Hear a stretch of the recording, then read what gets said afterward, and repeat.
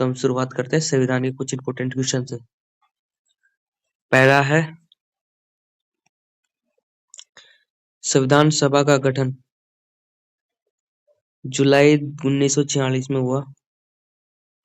संविधान सभा के कुल सदस्य 389 थे।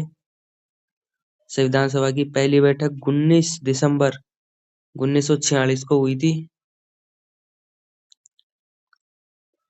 संविधान सभा के अस्थायी अध्यक्ष डॉक्टर सच्चिदानंद सिन्हा को चुना गया था।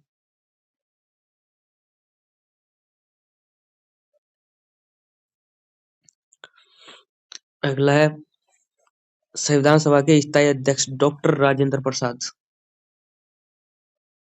और भारत के पहले प्रधानमंत्री पंडित जवाहरलाल नेहरू। भारत के पहले राष्ट्रपति डॉक्टर राजेंद्र प्रसाद। भारत के पहले राष्ट्रपिता महात्मा गांधी। नौवा आता है संविधान सभा की अंतिम बैठक कब हुई? 24 जनवरी 1950 को। फिर 10वें नंबर पे आता है संविधान को पारित किया गया, यानी संविधान कब पारित हुआ? 26 नवंबर 1949 को। संविधान लागू किया गया 26 जनवरी 1950 को। संविधान को अपनाया गया 26 जनवरी 1950, 24 जनवरी 1950 को अपनाया गया था राष्ट्रगान को।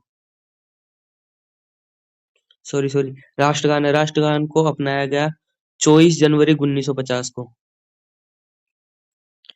राष्ट्रगीत को अपनाया गया था 24 जनवरी 1950 को। और राष्ट्र ध्वज को अपनाया गया था 22 जुलाई 1947 को। 22 जुलाई 1947 को। फिर आगे आता है संविधान को बनाने में लगा समय 2 वर्ष 11 माह 18 दिन का समय लगा था टोटल। और संविधान बनने में कुल खर्चा आया था 63,96,729 रुपए का।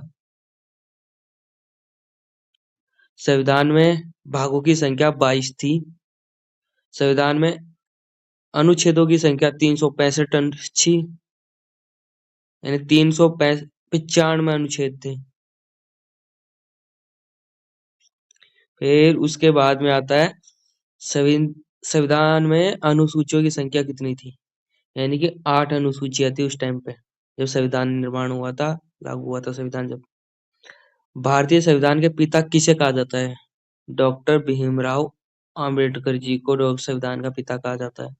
तो संविधान के कुछ इंपोर्टेंट क्वेश्चन थे जो मैंने आपको बता दी हैं, रिवीजन बेस पे आप कर सकते हैं रिवीजन। ठीक है।